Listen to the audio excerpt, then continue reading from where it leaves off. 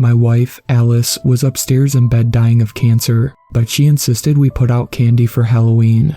She hoped to sit by the window and watch the kids in costumes roaming in packs along the street and coming down our walk. It made me nervous, her pushing herself out of bed like that, and I didn't like the distractions at the door, but anything to take her mind off things was worth it. After a few clusters of kids had come to the door, I brought tea to Alice and sure enough found her in the chair by the open window. The IV line running from the stand by her bed into her arm was hopefully buying us more time.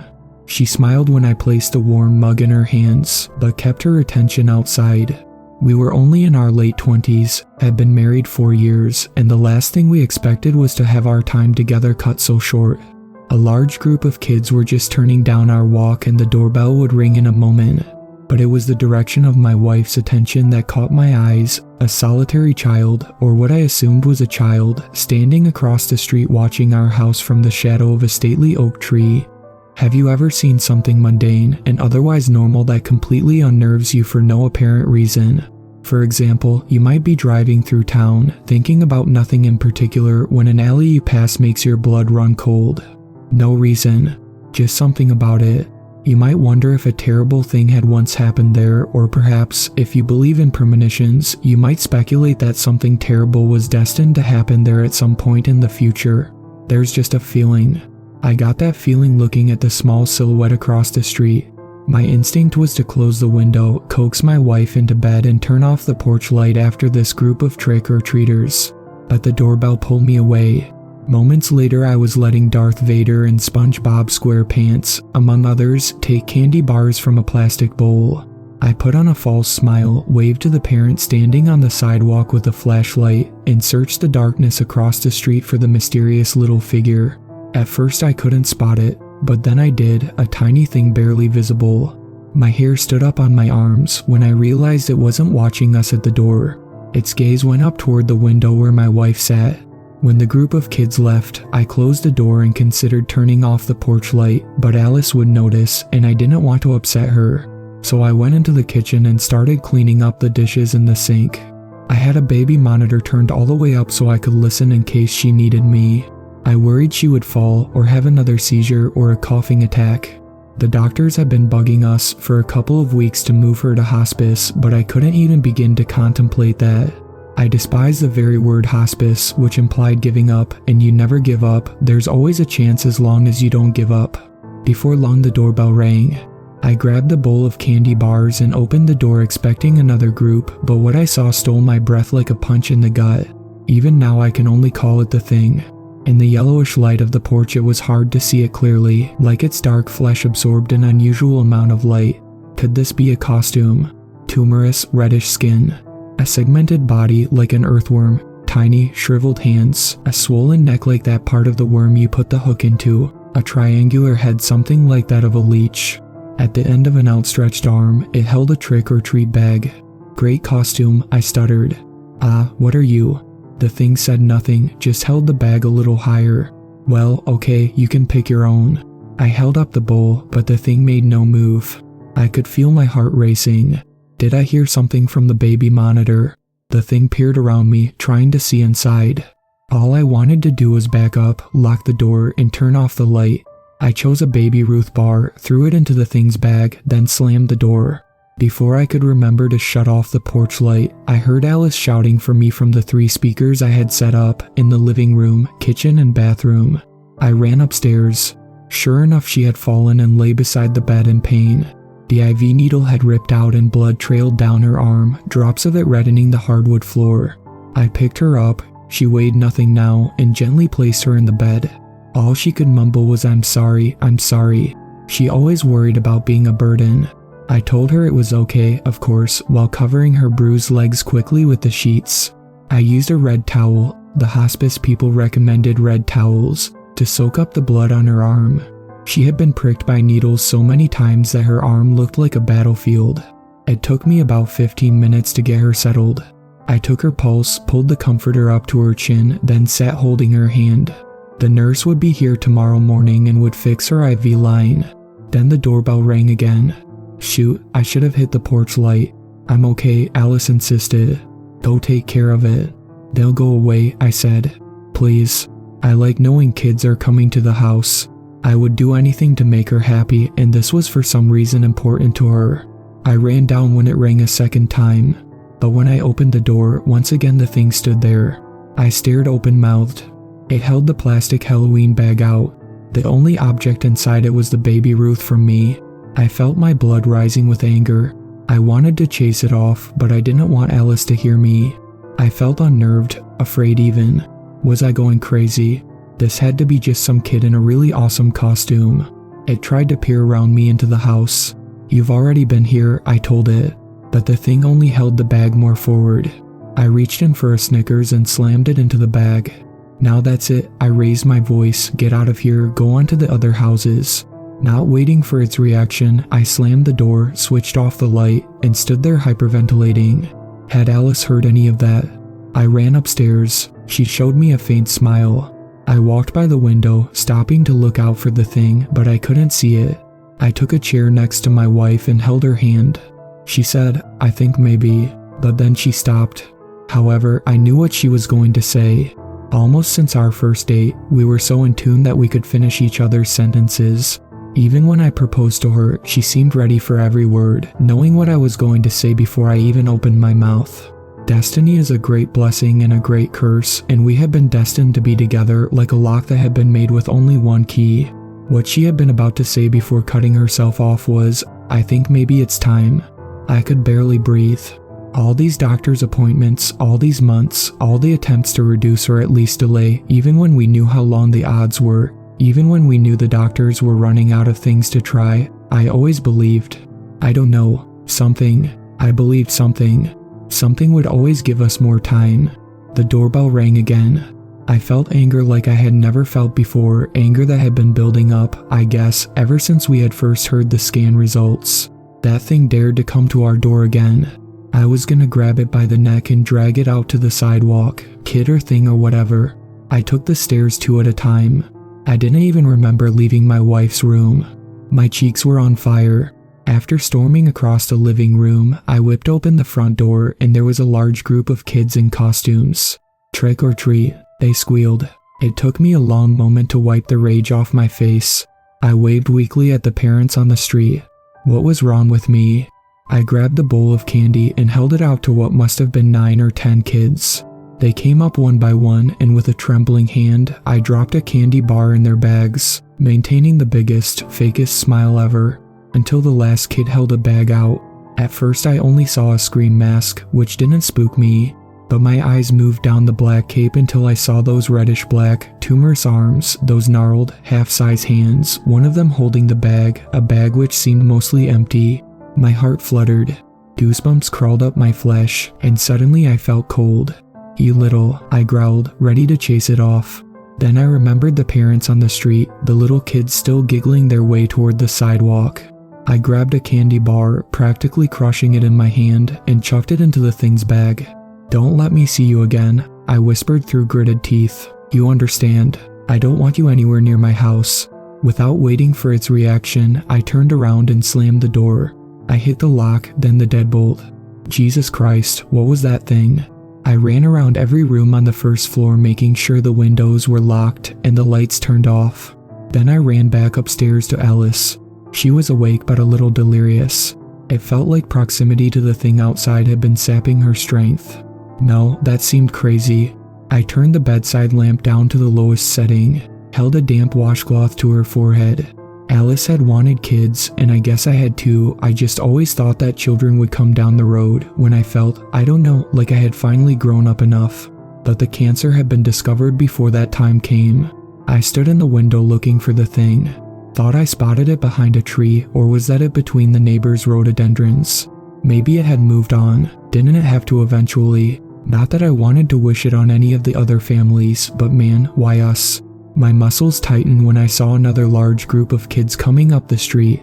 I stood where I hoped no one could see me in the window, squinting my eyes, trying to spot the thing among them. I held my breath when they stopped in front of our walk. They seemed to be debating. At last, seeing that all lights were out except Alice's second-floor room, they moved on. I watched to see if one figure remained behind or slipped into the yard, but none did. I sat in the chair by the bed. She looked at me, a moment of clarity. "Honey," she said, "it's..." She still couldn't bring herself to say it, but we both knew. The truth about getting more time is that it's only worth it if the time is quality. But how do you know the threshold? Some days were good, others horrible. Some days were mostly bad, yet there would be an hour here and there where we laughed together, watched a movie or played cards. Some days she even managed to read a few chapters in a novel. I took a brush and ran it softly through her hair, which always relaxed her. She drifted off to something close to sleep. Then the doorbell rang. Her eyes shot open, and there was fear in them. I felt terrified myself, but I didn't get up. I didn't look out the window. Instead, I turned off the light and sat there brushing her hair, whispering soothing words, telling her everything was alright. My nerves were twisted in knots, waiting for the doorbell to ring again any second, waiting for the insatiable thing that just kept coming back no matter what. As the minutes went by and it didn't ring, my tension slowly eased. Minutes became perhaps an hour, and I considered turning on the light so I could read to her from Charles Dickens, which I would do with a masterpiece theater kind of voice. But I didn't want the thing to see the light go on, so I sat there, thinking of all the stuff me and Alice had done together over the years, noting how even the beers tasted fuller and the food richer when I went somewhere with her. I don't know how long I sat there, but eventually I fell asleep and had been asleep for a long time when I heard it. A light knocking at the bedroom door. I sat up straight, immediately alert, my heart pounding into my eardrums. Was it a dream? It had to be. I didn't move, except my eyes, which went to Alice, and with great relief I saw she was sleeping soundly, still breathing. Then the knocking at the bedroom door came again. Not heavy knocking, but firm, tap, tap, tap. It was in the house. I jumped to my feet staring at the door. It was unlocked, nothing could stop the thing from just opening it and coming inside the room. How had it got in the house? Panic flooded my mind. What did it want? Why was it tormenting us? I started pacing, terrified it would knock again. Knowing it would, knowing it might push open the door at any moment, horrified that Alice would wake and see it. It couldn't be a child in a costume, just couldn't be. Why would a child only bother one home? It had been lurking across the street for who knows how long, then coming to our door over and over, apparently craving sugar, but only from our candy, even coming once in disguise, and had it harmed some child to get that costume? What the hell did the thing want? And then an idea came to me, an idea so irrational that I shudder to think of it, hesitate to tell you about it. I burst into action. The first thing I collected was the bloody red towel. Then I went to the other side of the bed where a small trash bucket stood. Fishing through it, I found dirty bandages and phlegm-filled tissues. I piled them in my arm. What else? I ran around the bed again and grabbed the brush, covered with strands of her fragile hair. Tap, tap, tap. The thing knocked again. I ran to the door, caught my breath for a second, then opened it. Sure enough, the thing stood there, no longer in the Scream costume, just a tumorous, reddish-black creature with the face of a leech, rows of tiny needle teeth visible within its mouth. It held out the bag. I stuffed the bandages and towel and brush into that bag. The thing looked down at the offering, sniffing. Then, seemingly satisfied for once, it turned away from the door. I closed it firmly, not caring where the thing went, and locked it. Alice stirred behind me. I turned on the lamp. Her eyes were open and slightly clearer. "What was that?" she asked. "Nothing," I said. "Nothing to worry about." She reached for her water bottle and drank. I sat beside her on the mattress. "Can you read to me a while?" she asked, leaning her head on me. "All night if you want," I replied.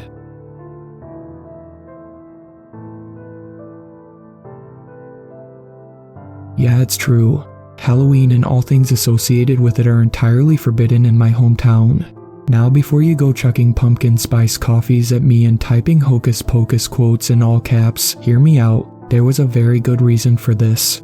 I grew up in a small town near Phoenix, Arizona, though I can't say which one for reasons I'll get into later. Many years ago, Halloween was celebrated just like it is everywhere else. Kids trick-or-treating, costume parties, autumn leaves bristling in the tranquil wind, and that poignant spooky atmosphere that so many adore. However, all of that changed on Halloween night of 1983. It was a normal holiday by most accounts, but what most were blissfully unaware to at the time is what became of dear old Mabel Hannifin. Mabel was a kind woman in her early 80s, a widow who spent most of her days tending to her garden. Halloween was one of her favorite times of the year, as she loved getting the visits from children and spoiling them with sugary goodies. It was her own personal tradition to plop a nice juicy red delicious apple in along with the candy she gave out, in hopes that the children wouldn't indulge themselves too greatly. That night was the last time anyone ever saw her. It was discovered 3 days later by a neighbor that Mabel hadn't been seen in quite some time. Police did a welfare check and found no trace of the woman. Her 2 pet beagles were near starvation, but luckily they were discovered in time to make a full recovery. The same cannot be said for poor Mabel, however. Multiple interviews with parents escorting their children that evening, and even some with children themselves, reported nothing out of the ordinary.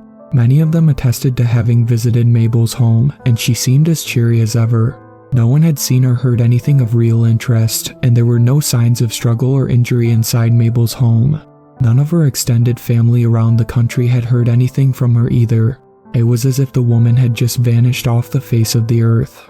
We were all saddened by the news, but time went on and people got on with their lives. Before long, the next Halloween arrived. The usual festivities began once more, and a troubling pattern first emerged. There was another local woman named Jessica Marshall who was home alone that night. She and her husband David had just been married a few months prior, and his work as a landscape surveyor had him away from the house that evening. David was a wealthy and also paranoid person. He had installed a security system to protect his home and wife while he was away. He later admitted that the actual reason he did this was to make sure his wife wasn't cheating on him while he was away, but regardless, it wasn't enough to save her. Once more, that night was the last time anyone ever saw Jessica. It didn't take David long to notice, and soon after he contacted the local police in a panic. Just like with Mabel, the police were unable to find any incriminating pieces of evidence at the scene, nor were they able to find any trace of Jessica's whereabouts. The only thing in the house that seemed to indicate anything strange was the spilled bowl of Halloween candy. Police sat down with David and reviewed the tapes manually soon after. They quickly found something odd, but it was not what they expected. It was 10:17 that evening, and the once bustling streets had since fallen relatively still as the trick-or-treaters returned home to gorge on their treats. That was when 2 figures were seen approaching the door of Jessica and David's house. One of them was dressed as a pumpkin, and the other as a scarecrow. From their voices and stature, it was determined they were both children between the ages of 8 and 11, 1 girl and 1 boy. Jessica answered the door, dressed in pajamas, and greeted them much as she had with dozens of other kids that same night. Trick or treat. The children both spoke in unison, with a tone that seemed devoid of the excitement exhibited by other kids previous. Jessica complimented their costumes and turned to fetch the bowl of candies. The children remained completely motionless as Jessica turned away. She returned a moment later, clutching the bowl in hand. "You guys are out pretty late tonight." Jessica reached out towards them, but paused as she seemed to notice that neither of them were carrying candy buckets or bags. Are you going to be able to carry these?" The children just held out their hands and said nothing. Jessica hesitated, but then reached towards them slowly. "Are your parents with you?" Jessica asked, dropping the candies into their outstretched hands. "No, we're alone," the boy replied. "Are you lost? Do you need me to call them?" Jessica asked, and the little boy in the scarecrow costume nodded. "Okay, do you know they're numb? Can we come in?" The girl spoke, interrupting Jessica. She appeared a bit taken aback by the question and recoiled a bit in the doorway. She was seen locking eyes with the young girl for several seconds before finally replying, "I'm sure, you can wait here while I call them." Jessica then gestured the 2 children inside, and the door closed behind them.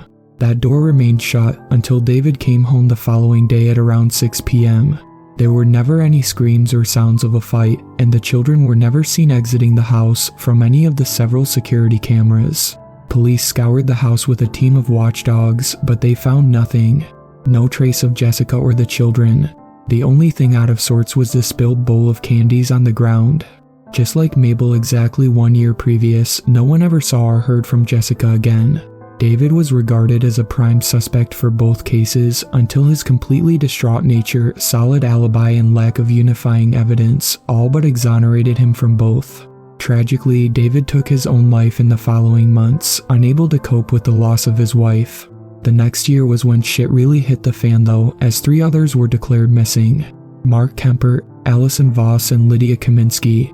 all taken from separate locations and all believed to have vanished within minutes of one another. Police had started to suspect that there was some kind of highly elaborate human trafficking ring going on that used the children as bait.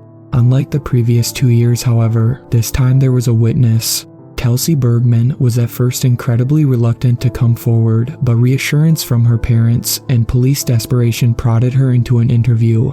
She looked petrified when they brought her in, with deep pits under her eyes and behavior akin to those who have suffered an immensely traumatic experience. Kelsey was 17 at the time and was home alone that night when someone rang the doorbell. Kelsey got up, thinking it was just more trick-or-treaters. She opened the door and found 2 children waiting patiently on the front step, one girl and one boy. She says the little girl was dressed as a witch while the boy was dressed in a skeleton outfit. She said they appeared soaking wet but showed no concern despite the sub-zero temperatures. Kelsey then noticed their eyes were entirely black, devoid of pigmentation of any kind. Trick or treat, they both spoke once again in unison and once again without any sort of emotional inflection. Kelsey gave them candy and the girl asked if they could come inside because they were cold. Kelsey said that was when the red flag started waving in her mind and she was suddenly very uncomfortable with the situation. Instead of allowing them in, Kelsey gave them a few towels and phoned the police. That decision probably saved her life. For the 20 minutes it took for an officer to arrive, Kelsey said the children did nothing but stare at her through the front window. She doesn't think they blinked even once. Before the officer arrived, however, the children just walked away, back out into the night. Kelsey called out to them, trying to get them to wait in case they were actually just some lost kids, but the 2 did not respond. She didn't even know what to tell the police officers when they finally showed up. It was a strange account, and not all were so quick to believe it. Nevertheless, it was a break for the police who took it and ran with it. Despite their efforts, very little progress was made. By this point, the town had caught wind of everything that was going on. They demanded answers and closure to the bizarre string of cases. People were really starting to get nervous. In what had to be one of the worst PR decisions of all time, the police chief admitted they were still investigating and without a prime suspect or even a real motive. Many people in the town then turned on them, with some even whispering that the cops themselves were in on it. In a desperate bid to calm the tensions and prevent further incidents, the mayor pulled an unprecedented move. He said that for the safety of the community, they would implement a curfew each night on October 31st and an outright ban on parties, outfits that conceal the face, and the act of trick-or-treating. And just like that, Halloween became illegal. The town hall in which this all took place was met with a stunned silence. All in attendance seemed dumbfounded that they had actually suggested banning a holiday to try and stop the disappearances. None were very happy with the compromise, but they reluctantly held to it for the safety of their families. The next Halloween may have been the worst of all. No one went missing this time, but more sightings of the children were reported, dozens more. That was just the beginning though. There was an immense storm that night. Thunder and lightning crashed while a torrential wind pounded the city. All throughout the night, people reported seeing shadows outside their homes and hearing whispers from their closets, basements, and attics. It's hard to say how much of that is true and how much was the result of a petrified town with wild imaginations. However, the things they found the next day were beyond dispute. Main Street was covered by thousands of dead birds of many different species. Many blamed the storm for being responsible, despite the fact that some of the breeds had never been recorded in the area. Some were never even identified. A young boy, Carson Roos, was found mutilated, folded up and crammed inside the trunk of an old oak tree. People reported sightings of a large, black dog-like creature with piercing red eyes roaming the woods at night. Days later, a baby was born with a severe birth defect. Its head was malformed and almost elongated like that of a jackal. There were also odd growths upon its shoulder blades, complete with accompanying tendons and muscle tissue. The infant only survived for a few hours, but many thought the growths looked almost like wings. Police were at a loss, and on the brink of riots they called an assembly to address the increasingly horrifying incidents. Many in town spoke their piece, with the majority focusing their ire upon the authorities who had failed to stop these events. Our town was the old-school religious type, and many believed it had been cursed by God.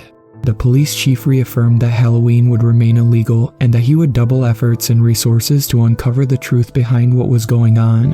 The audience fell into a stunned silence until a low grumbling chuckle emerged from the back row. "That won't stop it," the voice of a man called out. All in attendance turned back to see him rise to his feet amidst the crowd. He was a tall man, slender with fierce, black eyebrows and a slight grin that seemed to be perpetually stapled to his face. "And who are you?" one of the council members asked, speaking the question that all had on their minds. The tall man smirked and introduced himself as Atticus Stone. He claimed he was a soothsayer, and he had been guided by dreams to help the town in their time of crisis. Now most people would scoff at the mere suggestion of what he would go on to claim, but our community was a deeply religious one. Some might even venture to say a deeply gullible one as well. Mr. Stone claimed the gates of hell had cracked open, and all manner of foul things had begun to escape from the abyss. He said it was the beginning stages of the rapture, and there was no longer any sense in praying to God, as he would not help us. He mentioned something about how that would break a certain oath, but didn't elaborate further. Someone asked who the black-eyed children were, but Mr. Stone gave only a cryptic response. The lost ones. People were scared and prepared to believe and do anything if it meant keeping themselves and their families safe. Trust in the police and church plummeted to an all-time low as the odd occurrences refused to relent, and slowly but surely people turned to advice from the strange Mr. Atticus Stone.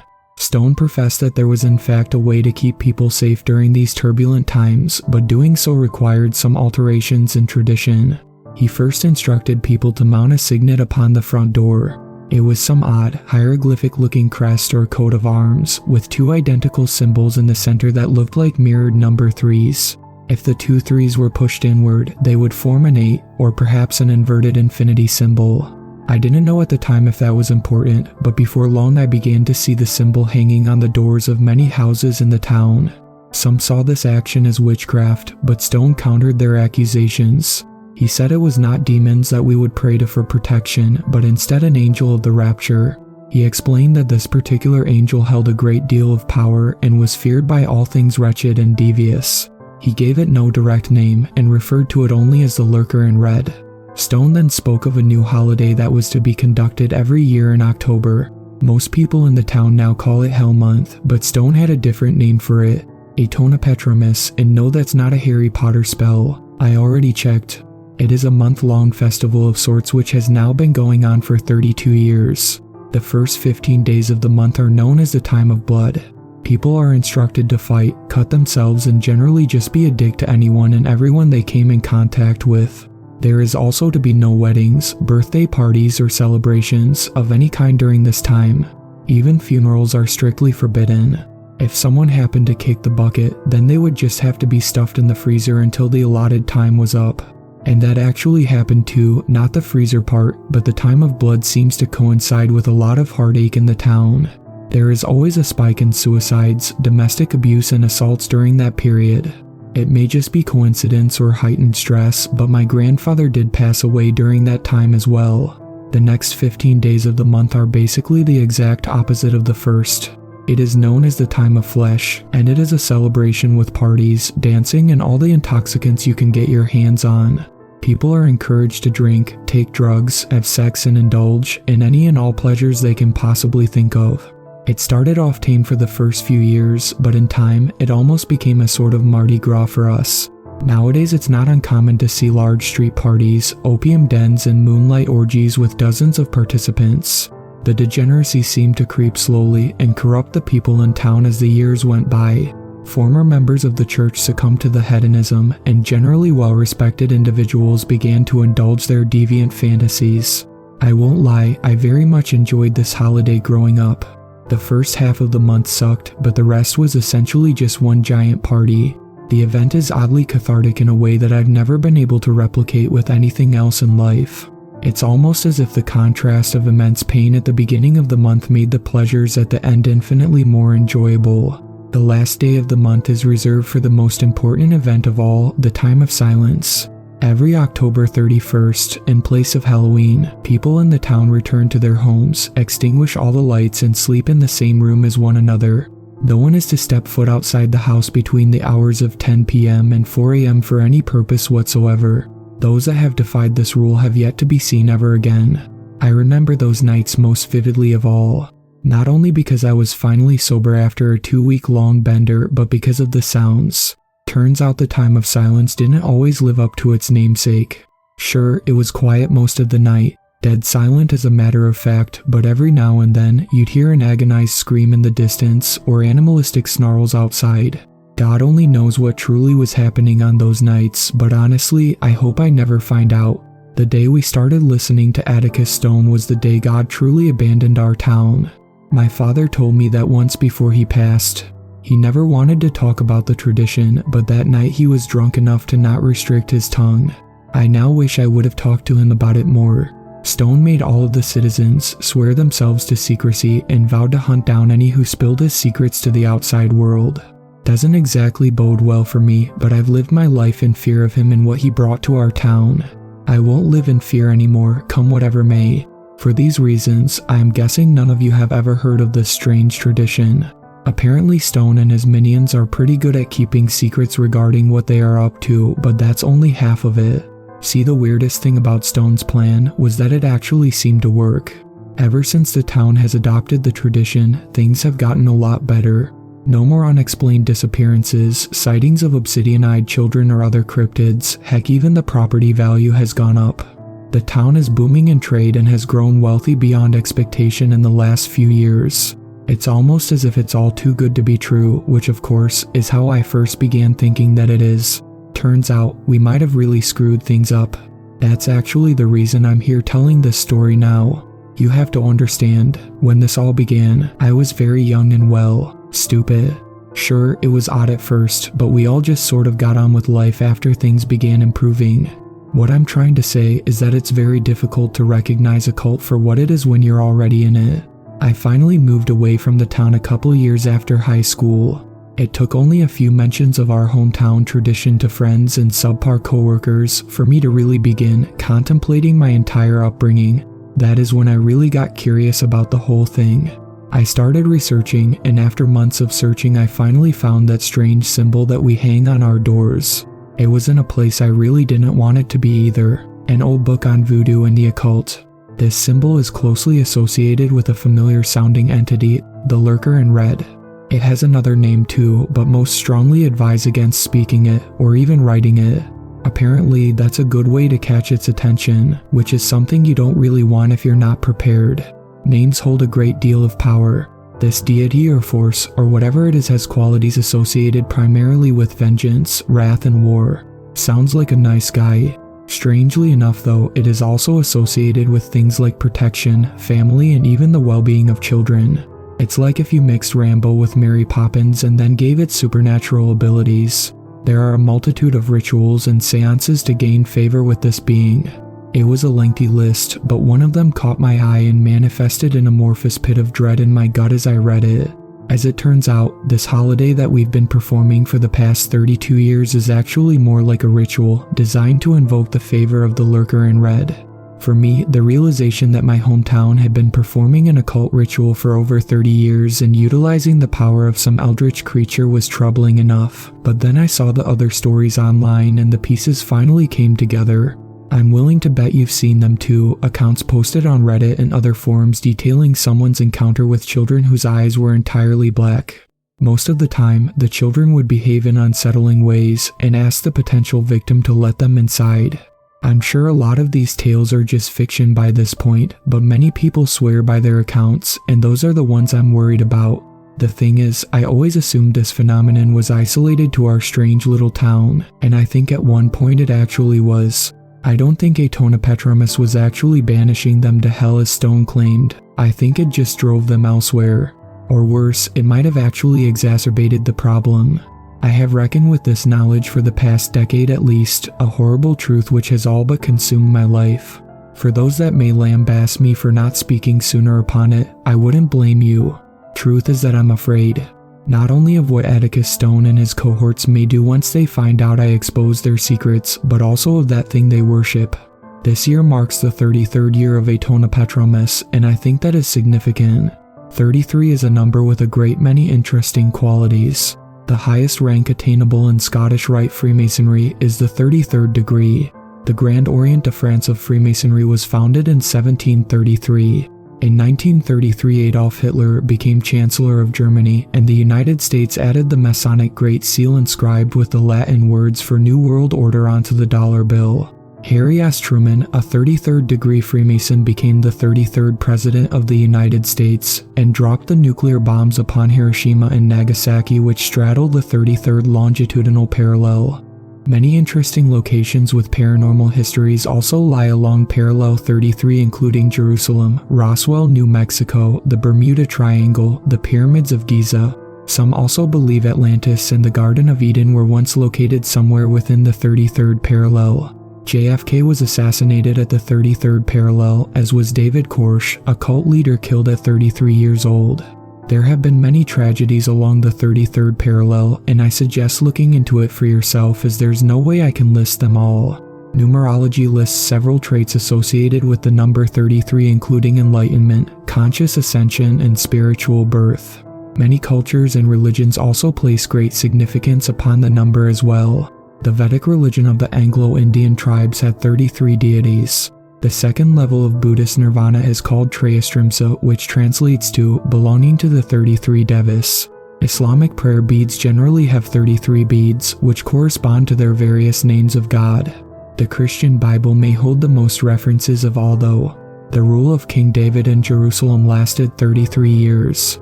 It is said that Jesus Christ performed a total of 33 miracles throughout the Gospels. He was then crucified in year 33 Anno Domini at the age of 33. Mount Hermon lies at 33 degrees longitude and 33 degrees latitude, and is said to be the place where the Nephilim first descended to Earth. The final book of the Bible, Revelation, also seems to revere the number. 333 is half the number of the beast who is said to arise in the era of the rapture.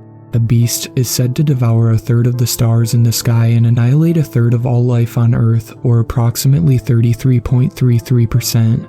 The beast has many different names, including the Great Dragon, the Lie of Lies, but most interesting for our purposes, the Lurker in Red. Now, all of this may just be vague coincidence, and I'll be the first to admit that I don't know what it is all supposed to mean. I just find it rather poetic that our town lies near Phoenix, Arizona. A phoenix is a mythical bird creature engulfed by flames, something that would have been depicted as a red spirit who lurks in the skies. The crest which decorates the doors of my hometown also bear the inverted 33, as if it has to mean something. Owen, can you guess what longitude our town lies on? Smack dab in the middle of the 33rd parallel. I know it all sounds crazy and probably like conspiratorial nonsense for which there is no real basis at this point. I may have just overanalyzed the hell out of all of this, but I just can't help but feel there is something more to this. If you know anything about the Freemason philosophy, you'll know that numbers are of great importance. Nothing they do is a coincidence, it is all supposed to mean something. What that is exactly, I don't know. And in regards to the black-eyed children and everything else, I'm still not sure how it all connects.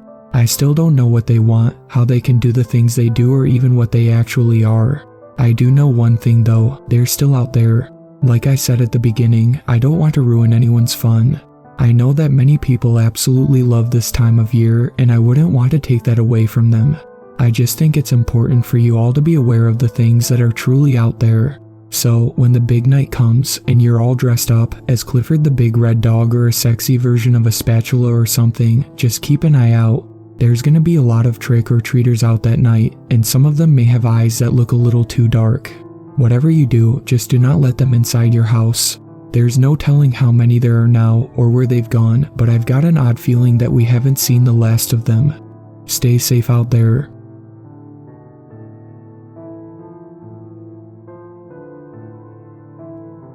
You sure you have all the rules memorized? My boss said as he gathered his belongings to go home. Yeah, sure thing. I got them all up here, I said as I pointed to my head. He gave me a nod and headed out the door of the small office to go home. My boss was a little off, to say the least. This was my first month as a security guard at a cemetery right around the corner from my residence, and I had just gotten out of college about 3 months ago. The last month of shifts have been boring, sitting around, checking cameras, and doing rounds through the cemetery, making sure nothing is out of order. Exciting, right? I needed a source of income, and this was the best paying job I could find. No real experience needed, the flyer said. My take was that they were desperate to find someone fast, so I took advantage of that. I was hired the day that I found the flyer over the phone. I never even found out the guy's name. Once I came in on my first day, my boss gave me no training, no do's and don'ts, just a verbal list of 9 rules I had to follow and memorize before Halloween night. These rules are to be followed only on Halloween night, he said. You must follow these rules to the exact way they are told to you. If you mess up even a small part, well, you won't mess up, because I trust you to follow them word for word. I looked at him, confused because this sounded almost like a threat. Nevertheless, I pulled out my phone and started an audio recording so he could record the list. Once he finished telling me the rules, I was in absolute disbelief. This guy is insane. No wonder why no one wants to work here. This guy is actually insane. I thought to myself, I know every place has certain rules to follow, but to designate a set of rules, insane rules, for Halloween night only, I guess you won't know how I felt until I tell you the rules that he gave me, word for word, exactly how he told me, straight from the recording. Rule number 1. On Halloween night, please arrive at 8:30 p.m. No earlier, no later. Do not walk in these doors until it reaches 8:30 for the love of God, please. Rule number 2. Stay inside the office until 9:15. Do not leave, keep yourself occupied, but do not check the security cameras during this time. I'll make sure to turn them off before you get there so there is no temptation to peek at them. This might be one of the most important rules. If the monitor turns on by itself, do not look either. If for some reason you look and you see it has revealed the A section of the cemetery, you must turn off the lights of the office and hide. If it reveals the B or C section and you look at it, your only option is to run. Good luck with this. To make this easier, just cover the monitor with a jacket or blanket because you will not want to see what happens out here this time on Halloween night. Rule number 3. After 9:15 strikes, you will have 30 seconds to get out of the office. Leave the door unlocked. It is possible you will pass an unnaturally tall figure with no facial features. This is not a Halloween costume, and you must tell him good evening and look him right where his eyes would be. If he doesn't respond, continue on your way to patrol the cemetery. If he says anything at all, you must stand completely still. Do not move a muscle. He might walk around you, but if you keep still until he's done, he should walk away with no problem. Go into the office and he will slam the door behind him. Rule number 4. You will make your way to Section A. Once you inspect Section A, you will realize the gravestone titled James R. Hackney is being dug up completely. This is not out of the ordinary. Do not, and I mean do not pay any attention to what is inside the 6-foot hole in the ground. You will not see the rest of your shift if you look down in that hole. Just keep walking to Section B and do not look back. Rule number 5. As soon as you cross the bridge from Section A to B, you will notice about a dozen shadow-like figures standing around in a circle around the big oak tree to the left of the bridge. Please listen closely to what I'm about to say. You must find the figure wearing the black top hat. You will walk up behind him and ask, "Am I clear?" If you hear a voice from inside your head say continue, then you can carry on to Section B. If you don't hear anything, you must wait. You can look over to the section at this time, but I recommend keeping your eyes down. Trust me, there will be no physical harm to you if you look, but I can't promise you will be emotionally intact after looking. Rule number 6. Once you get the go-ahead, continue on to Section B. You may walk around and do what you would normally do every night here. The only catch is you must stay in this section until 10. It should be 9:30 or 9:45 by now, so you won't have to wait long. After the time crosses 10, continue on. Rule number 7. After walking out of Section B, you will notice a strange temperature change and lighting change. The time will have jumped to 2 in the morning after crossing. Do not panic, and please do not answer your phone. Your phone will be ringing constantly. As soon as it starts ringing, you will stand still and not move until it stops. It will be calls from your mother, father, siblings, girlfriend, boyfriend, anyone you can think of. You must not answer these calls. It is not actually them calling. It is in fact the man that you saw earlier, the one with no facial features. He is trying to lure you back to the office. You must stay away from that office until I tell you to go back. Your phone will stop ringing after about a half hour, which leaves you at around 2:30 in the morning. You can continue on at this point. Rule number 8. You will notice another time jump. This one 2 more hours from 2:30 and 4:30. If the time still says 2:30 after the calls stop, you are in trouble. Unfortunately, there is nothing you can do here. You messed up a step at some point if you end up here. You can finally finish your inspection of Section C. You must be prepared for a woman covered in blood to run up to you, begging for help. She will be asking you where her baby is and if you can come fast to help her. Do not be startled, no matter how loud she yells. Tell her you will meet her outside the cemetery in 10 minutes for her to wait there. She will run off in the opposite direction, and that's how you know you succeeded. There will be a lot of towels and rags all over the ground covered in blood around Section C. This is the only maintenance you will have to do. Just pick them up and dispose of them in the waste bin closest to you. Rule number 9. After completing this final task, you must run back to your office. Do not look anywhere but ahead of you. You will see figures everywhere. You will hear your name being called from voices that you think you recognize. Just keep running. Once you reach the office, you will see the faceless man leaving the office building. It should be 5 in the morning at this point. He will stop you and either say good work and nod at you, and you will slowly walk into the office and close the door. For the remainder of the shift, you can check the cameras, sit down, and go on with your shift until I come inside to start my shift. Or he would say come with me. If he says come with me, you will run and lock yourself in the office. Do not fall for his monotone voice. He is anything but calm if you mess up. Do not let him in and wait for him to stop banging on the door. Once this stops, cover your eyes for the last hour of your shift. Don't look around until you hear 3 knocks on the door. This will be me to relieve you of your shift. You won't be called in for a few weeks to come to terms with what you have seen, and you will be paid a handsome amount of money for your duties. Now that you have listened to the rules as well, I hope you can understand my initial suspicion and why I was so baffled. I thought this was a joke until I finished my shift. After I arrived at 8:30, my boss left and I decided I was going to just follow the rules given to me to humble him and be a good sport of the prank. I didn't check the cameras and I headed out the door. After going outside, the brisk fall air hit me as I saw a tall man walking up to me. I looked at him and he was actually faceless. It looked so real and kind of gave me the creeps. I almost forgot to tell him good evening. He looked at me, well I think he did, and continued on through the door. I shivered a little as I headed on, straight to Section A.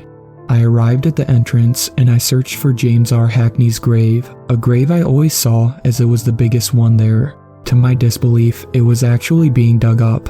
I felt sick to my stomach that they would go this far to scare me, so I hurried past the grave as a wave of uneasiness came over me. This can't be real, I reassured myself as I headed across the bridge to Section B. I scanned for the oak tree, and when I finally found it, I noticed the figures my boss warned me about. I instantly spotted the one with the top hat. I unsteadily scurried over to him and asked am I clear? No answer. As I stood there, waiting for an answer that never came, I decided to look away from the man and peek over to Section B, because surely the pranksters wanted me to look since they warned me against it. I froze and felt pins and needles in my hands as I saw myself standing there in the distance. At least what looked like me, except I was taller and covered in blood. As the figure that presumably was me stared back, it let out a screech and started running towards me. I was startled and absolutely mortified by this and turned around to run. I looked back, and as it reached its arms out, it completely vanished.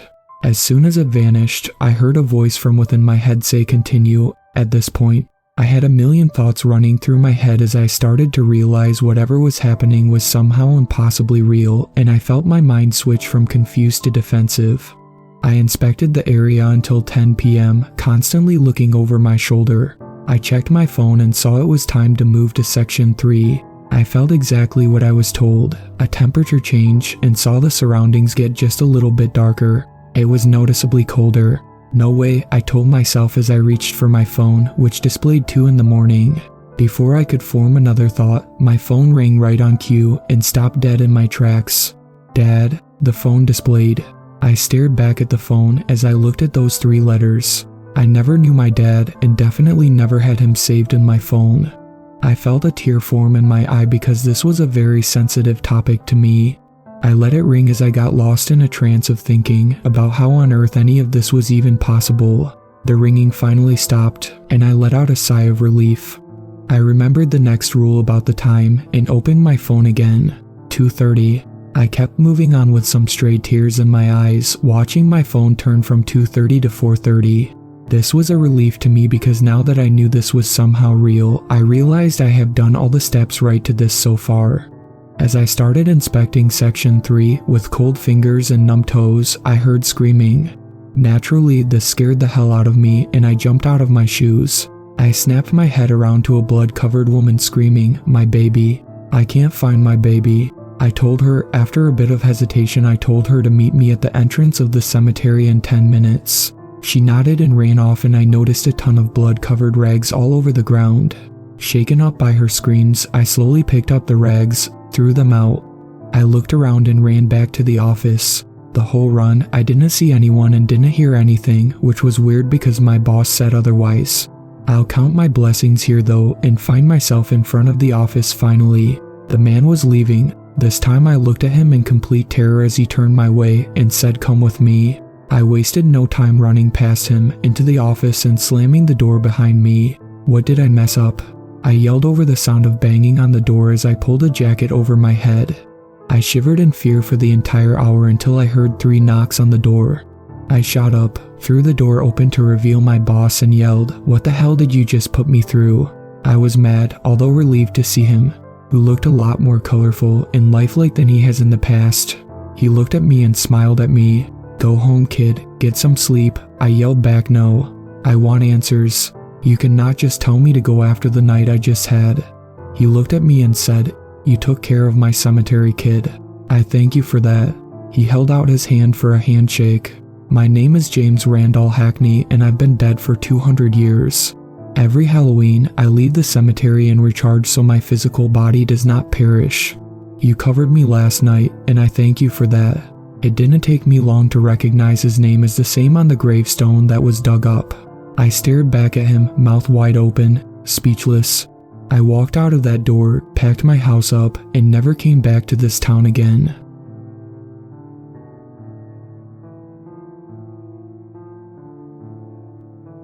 I always loved this time of year ever since I was old enough to appreciate the joy in it.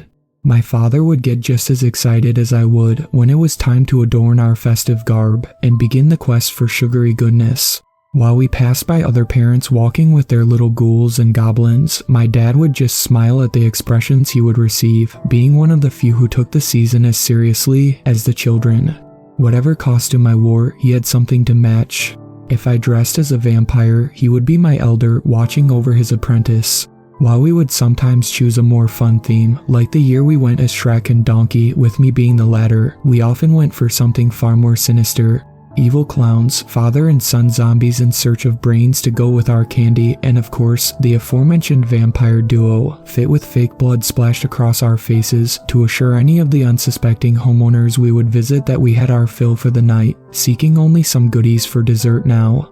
I suppose it was that very thing that didn't cause me more than a second glance at the particularly unsettlingly dressed kid while I went door to door with my son last year. As always, the streets were positively packed with extravagantly dressed children. Some walked alongside their folks, while others traveled in packs. This one, though, strode the sidewalks alone. The first time we passed by him, I was honestly quite impressed by how realistically the blood spatter was applied to the leathery apron. The blank-faced mask that was designed to look like some sort of creepy porcelain doll had more specks of those crimson stains, looking as though it had gushed from the left. Given that was the hand in which he held the gore-lined butcher's knife, while the other swung the pillowcase half filled with candy by his side, I had to admire the attention to detail. He was a little taller than my son, who was only 8 at the time, but I still couldn't help but wonder why any parent would allow their child to walk the streets alone, even if there were a great many other children out that night. For a moment, I considered approaching the boy to inquire if he needed help, or perhaps wanted to join us, but when Maddie vigorously pulled my hand to the right, having noticed another house with their porch light shining brightly, I just let out a chuckle before allowing myself to be dragged to the side. By the time I turned my head back to the road, I saw no trace of the eerie little kid. Following in my father's footsteps, I would never miss spending this time with my son. I carried the tradition of getting equally as dressed up as Maddie, allowing him to choose the year's theme, as my dad had with me. Though my boy wasn't quite as much into the scary stuff as I was at his age, I managed to gently nudge him into dressing as zombie versions of his requested Captain America and Spider-Kid. Spider-Man, Daddy. He would insist whenever I called him that, but it was strangely adorable how flustered he would get in correcting me. "Alright, 3-foot Spider-Man," I said with a laugh, to which he giggled and playfully slugged me in the gut before thwipping to the next house. It was maybe 10 minutes later when we passed by the lone kid in the porcelain mask again, but he looked a little different. There were a few rips across the sleeves of his stained white shirt, as well as a leather-like apron. It is very possible that I simply hadn't noticed before, but I could swear he had more blood splashed across him now. "I like your costume," he said, not so much as glancing up at me when he walked by. His voice was gravelly and monotone, almost making me think of a 50-year-old 2-pack-a-day smoker rather than a young boy. His tone was still as light as anyone whose voice had not yet broken, but the raspiness was nothing short of unnerving. "I like yours too," I replied, mostly sincerely. I glanced back at the kid after he walked by to see there was just as much blood across his back as his front. He creeped me out for sure, but I still convinced myself it was nothing more than an effective performance of one fully embracing their chosen character. The fact that his pillowcase appeared more bulging than the last time I saw him was enough for me to believe he was just really into the season. Perhaps he had a water gun filled with red water tucked away under his apron to apply more as the night went on. The sticky-looking gore on his knife looked no different than it did the last time as far as I could tell anyway, so I just shook off my overactive imagination. For the remainder of our night of trick-or-treating, I only caught one more glimpse of the boy, this time from a distance. Again, he looked as though he was even more bloody than before, but given how far away he was, as well as the darkness surrounding him between the sporadic street lamps, I didn't dwell on it. Once Maddie began to whine about his feet hurting, I felt content in the knowledge that we had accumulated more than enough goodies, and it was time to head back home. The previously crowded sidewalks had only the occasional group making their way in one direction or another, each looking as wiped out as we were. Moments later, I was carrying my son, with his overstuffed bag of candy looped around my shoulder. He had pulled up his mask to nuzzle his face into the nape of my neck, and I couldn't help but smile as I recalled resting in my father's arms this way. "Can I have some candy when we get home?" he said, lifting his head, sounding as though he was on the brink of drifting away into dreamland. "I gotta check it all first, kiddo." "I know, but can I pick something out and you can check that first?" "I just really wanna." A wide and exhausted yawn cut his words short, inspiring him to rest his head back into its previous spot. "I just really want a Reese's cup."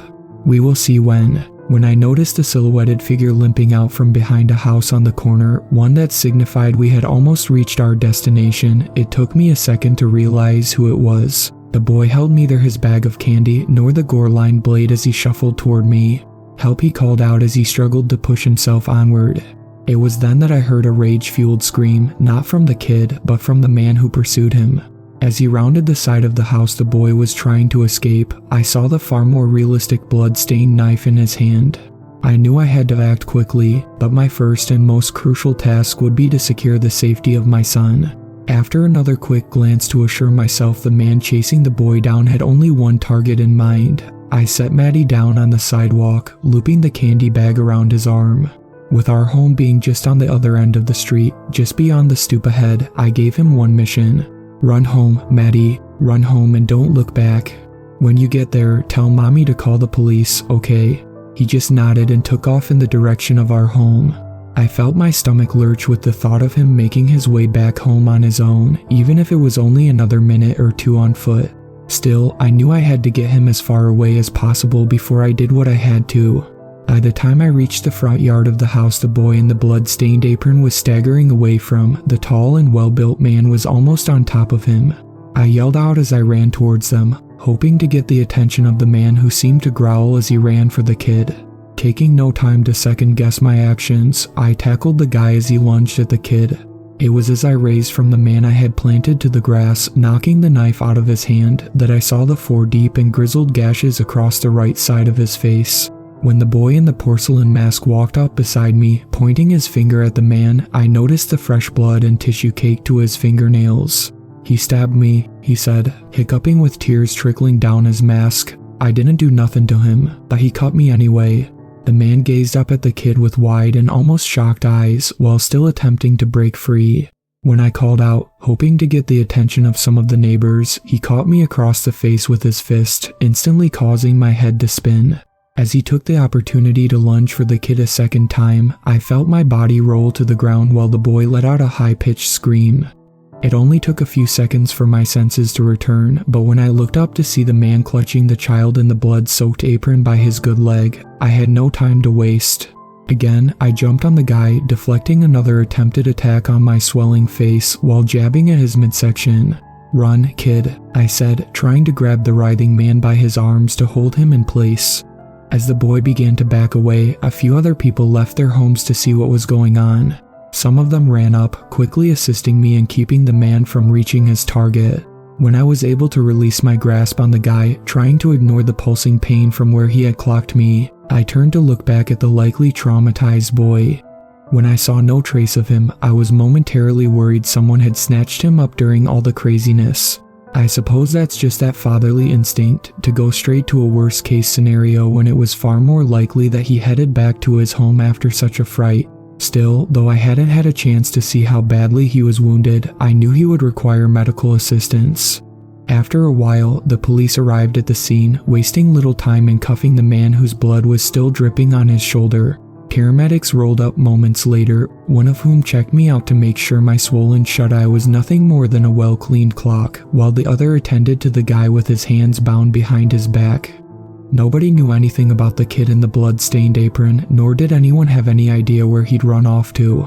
Over the next few hours, several more cars rolled up to the house on the corner just past the stoop. The yellow tape had already sealed the place away from the public by that point, but I had to stick around for a bit to answer some questions.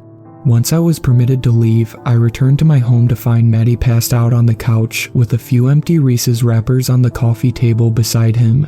I explained everything that had occurred to my wife before taking a well-earned shower. Becca prepared an ice pack for my eye while I cleaned myself up, which honestly felt heavenly when I held it to my puffy face.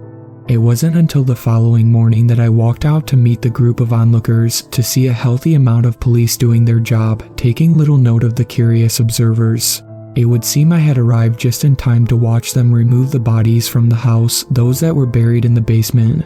I watched in horror while they carried out the body bags, 7 of them in all. The idea that someone capable of such acts lived so close to us was bad enough, but the fact that the subdivision was filled with kids the previous night, many of whom may have knocked on his door, almost caused my breakfast to escape.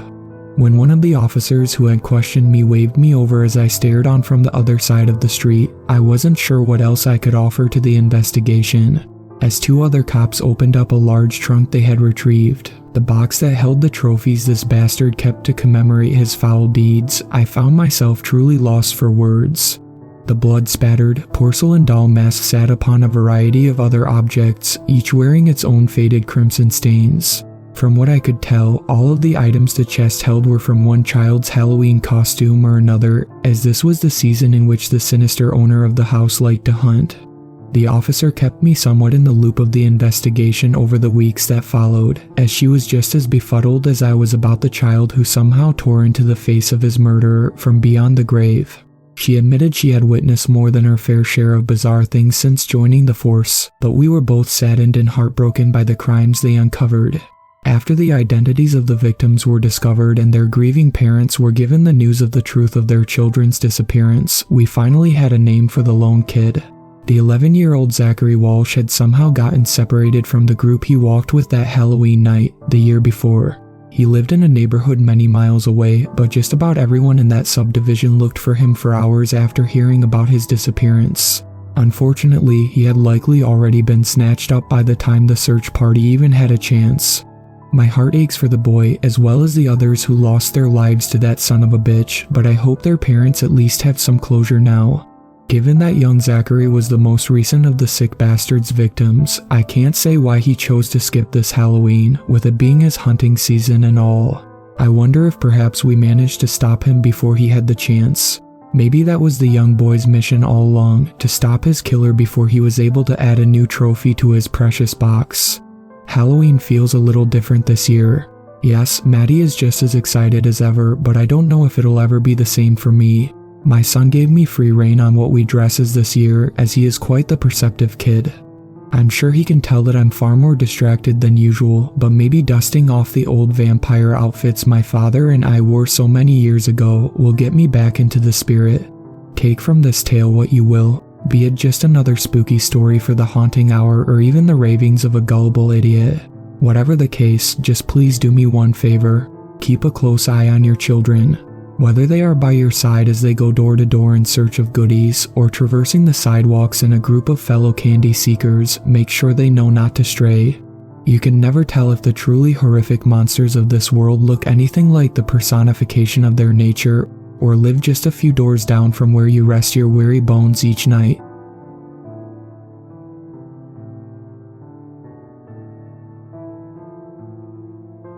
Another gourd. I just don't understand kids these days. I did my best Uncle Rico impression and chunked it into the woods to rot alongside its brethren. That makes 27 perfectly good gourds that have gone to waste this month. Not that I'm exactly sure what gourds are for anyways. During my walk to work, I noticed that once again, I'm not the only victim of this stupid prank. They got old Mr. Tom's house too. I never would have imagined as a kid that I'd one day be sympathizing with the town grump, but here I am. To be fair, I am not nearly as crotchety as he is. I just toss the vegetable into the woods and carry on with my day. It's become part of my morning routine. Old Tom, on the other hand, has really embraced his inner Ebenezer. Judging by the stains and gourd residue on his front porch, he's turned this into a game of botanical whack-a-mole. What's worse is he probably enjoys it. I know firsthand from my childhood that hateful indignation towards anything fun is his favorite pastime, especially around Halloween. But that is water under the bridge. Now that I'm older, the boogeyman has taken on much more insidious forms, like taxes, my broken down car, and perhaps most pressing, the razor-thin profit margins at the sandwich shop. Which is why I've started walking there, in the cold. Honestly, I think Banyan's been thrilled by the sudden death of my crappy old 4Runner. He's all smiles and tail wags as we make our daily 5-mile trek to work. Although I sometimes feel like he's the one walking me on account of my short attention span. I know he gets frustrated when I walk at the pace of a confused grandma, but in my defense, my town can be pretty distracting this time of year. Even though I've seen it 27 times, it's hard to ignore the insane fervor with which the locals prepare for Halloween. Every October, like a rhythmic force of nature, hundreds of tombstones rise out of suburban yards. Front porches are infested with fake cobwebs. Fake witches stand on patrol on every rooftop, and the smell of rubber masks permeates the air. To make a long story short, it's a trick-or-treater's paradise, or at least it would be if my town allowed it. In fact, they don't even allow kids to go outside on Halloween night. I have never understood the reason for the strange unspoken rule that's frustrated me my entire life. I thought I'd go through some sort of initiation when I got older and I would be let in on the secret, but it only got worse. Every time I ask someone what's going on, they either stare at me like I have a corn cob growing out of my forehead, or resort to straight up gaslighting. For example, just last week, I ran the $1 million question by Ms. Kathy when she came in to order her usual plain turkey sandwich. Historically, she's very nice and one of my best customers, but as soon as I brought up Halloween, I could see the angry micro-expression crack beneath her makeup as she wrinkled her crooked nose. She plastered a fake smile on her face and gave me a line that went something like, "Darling, what do you think is more likely? Everybody in town being involved in a Halloween conspiracy or one man's cheese falling off his cracker?" I'm used to being framed as the crazy guy, but it does still sting a little. An hour or so after opening the shop, I was pulling some fresh bread from the oven when I heard the jingle of the doorbell. I knew exactly who it was, based solely on the fact that they were walking like they owned the place, even though they most certainly did not. Mayor Hawthorne strolled right up to my counter looking like the lead of a 1970s TV drama. He resembled a slightly broader, middle-aged Burt Reynolds, but with sandy blonde hair streaked with gray. I'd heard him say on more than one occasion that he was the tallest, smartest, funniest, and prettiest member of his whole family. I couldn't verify that, but he probably could have thrown most arrogant in there as well. Well, if it isn't Old Sandwich Dean, how are you doing this fine and beautiful morning? I hate it when he calls me that. I looked past him at the cold overcast sky and bleak forest across the street. I'm alright, how about yourself? Oh, I couldn't be better. Little Jimmy hit a home run in last night's game. The Great Pumpkin lighting is tonight, and to top it all off, the Crumpton Gazette just published a story about my charity for the homeless. I usually try to zone the mayor out, but something he said piqued my interest. I've never heard of that. What is it? Dean, I'm sure you've seen the dirty vagrants that try to leech off our town. He leaned in closer and lowered his voice. Between you and me and Carl the bus driver, I've been packing them up like sardines and shipping them to a Denny's out in Dothan. Every $100 donated is one less hobo you will ever see in the city of Crumpton. No, I meant the Great Pumpkin lighting. Oh, that. It's just an old forgotten Crumpton tradition. The town elders are insisting that we bring it back. From my understanding, there will be a bunch of pumpkins there, somebody will say something, and then we get to light them. I get to light the biggest one. You should come on down, it'll be in the graveyard across from Christ Church at 8 o'clock. The graveyard. And I thought nobody was allowed to go out after dark. Well, it is Halloween, he said with spooky jazz hands, completely ignoring the second half of my question. I nodded and silently considered making an appearance. I don't generally like crowds, but I might finally be able to get some answers on my town's weird Halloween rule. I'd planned on closing shop early and going home since everyone usually locks themselves in their houses on Halloween night, but for the first time in my life, people seem to be breaking the rule. I have ventured out a few times when I was younger out of curiosity and never found anything unusual, although I never stayed out too long. There's something deeply unsettling about a completely silent town at night. We all heard stories of kids that disappeared, but I figured they just moved away and some of the older kids made the stories up to scare us. I thought about all those old stories as the leaves crunched beneath our feet and paused as we walked from streetlight to streetlight, connecting the dots on the way there. I was admittedly starting to get creeped out, so I pulled out my phone and turned some music on. I've been in a classic rock mood lately and went through a few of my favorites on the way there. Must Be the Season of the Witch started playing just as the Christ Church steeple came into view. It seemed a little too fitting for comfort. We veered off the road and made a beeline toward the cemetery. As we got closer, I began to make out hundreds of figures standing and ambling around in the moonlight. Banyan let out a low growl as the first figure came into focus. A walking skeleton with a pumpkin in its hands. "It's okay, buddy, it's just a costume," I assured him. Soon we found ourselves amongst witches, wolfmen, vampires, and every other monster mankind has conjured up. Every one of them carried a carved pumpkin. Nobody told me this was a costume party. People were standing around in small groups, having private conversations. I felt like the new kid on the first day of school, or in my case, any other day of school. Suddenly a booming voice overpowered all the chit-chat and commanded everyone's attention. Fellow ghouls and goblins, witches and warlocks, ghosts, skeletons, and every other creature of the night, welcome to the lighting of the Great Pumpkin. Bram Stoker's Dracula, formerly known as Mayor Hawthorne, stood atop an impromptu stage and summoned his most spectacular voice. "We have known 27 years of peace and prosperity," he said as he spread his arms wide. "It is with timid deference that we gather on the eve of this hallowed succession. In remembrance of the last, I ask you to light your pumpkins." The sound of lighters flicking and matches striking cut through the air as countless glowing smiles came to life around me. The mayor continued, "Even in the night, a shepherd must protect his flock." He then pulled a long knife from his belt and cut a deep slice in his free hand. The crowd screamed, with applause and howls as he held his hand high above his head and let the blood stream down his arm. And with that the mayor jumped off the stage, or what I thought was a stage, and a witch with a crooked nose approached with a lit pumpkin. It was burning so bright that it must have been filled to the brim with gasoline. She handed it to the mayor, who proceeded to smear his bloody hand across the flaming pumpkin. In the orange glow I could now make out what he'd been standing on. It was a giant wooden jack-o'-lantern. With a dramatic spin and heave, he threw the flaming pumpkin into the mouth of the giant scary beast and a great fire exploded back out of the eyes and smile of the carved face. The whole thing was swallowed up in flames, and everyone kept their reverent eyes on the burning pumpkin effigy, except for the mayor, who was staring right at me. Apparently, he knew a hell of a lot more about the Great Pumpkin lighting than he let on. Banyan instinctively backed up. "What do you say we get out of here, buddy?" He whimpered and we turned to leave. On the way out, every one of my strange neighbors gave us a wide berth as if they either respected or detested us. I felt an overwhelming feeling of attention on my back, so I threw my hoodie up in a feeble defense and we walked into the darkness. It was hard not to look over my shoulder on the way home. I knew once I started, I wouldn't be able to stop checking, so I kept my eyes forward and my ears on high alert. Maybe I shouldn't ask any questions about Halloween, or maybe I should just move to a less psychotic town.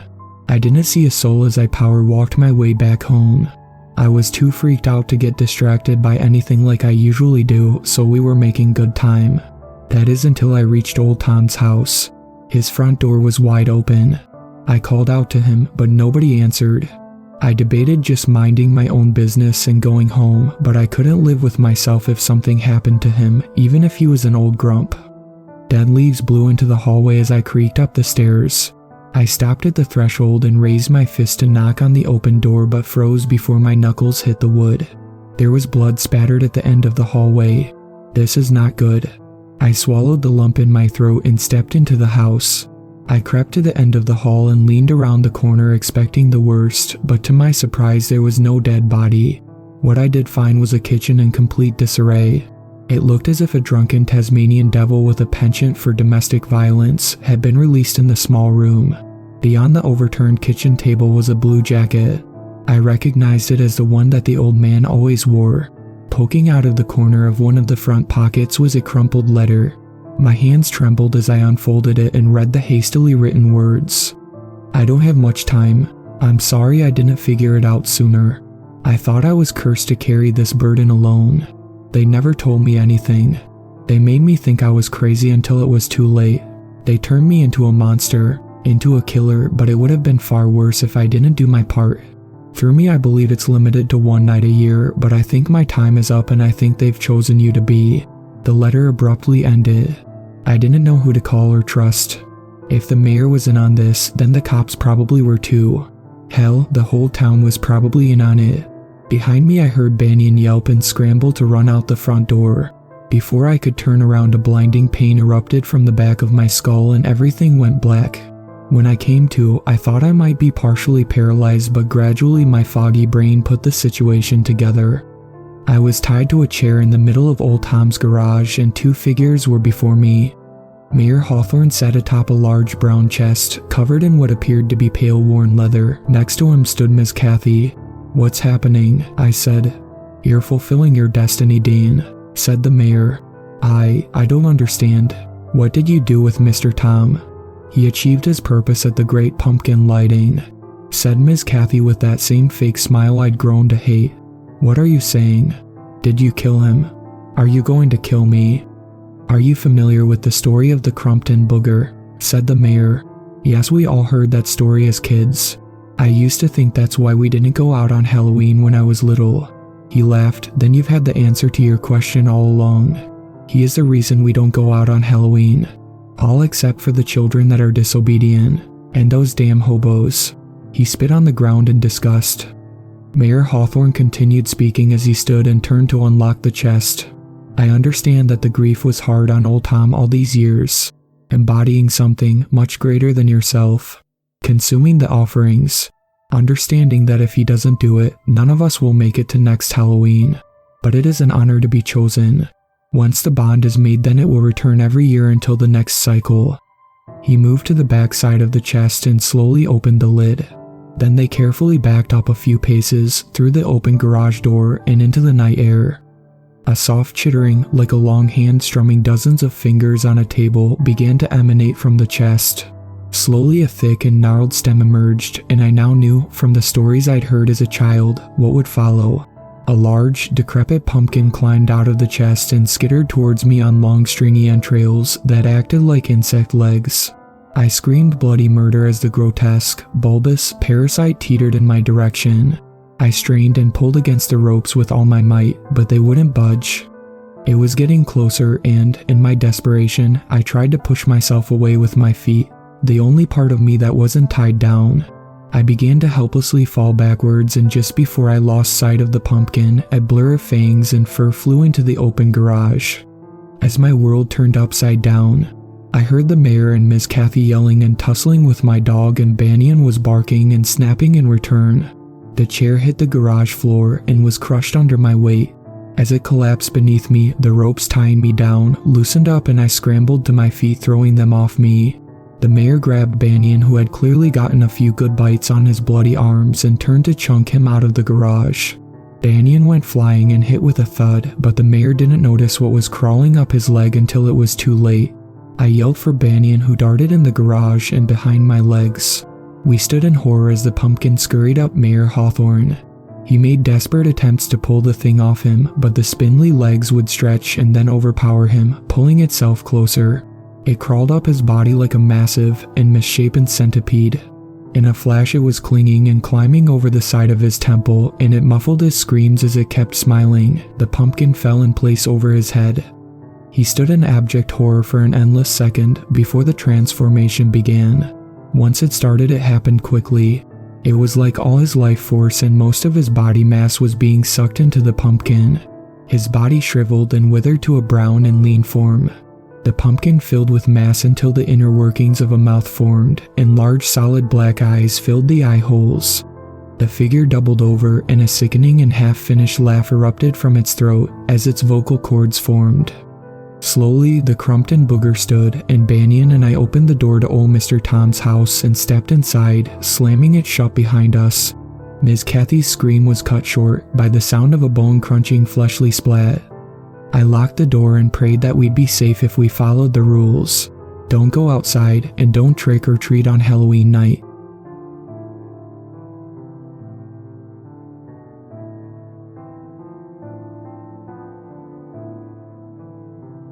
Thank you to my superfans, Sweet Black Swan, Tacy, and Brooklyn. I really appreciate you guys supporting my channel, and I look forward to making more content for everyone.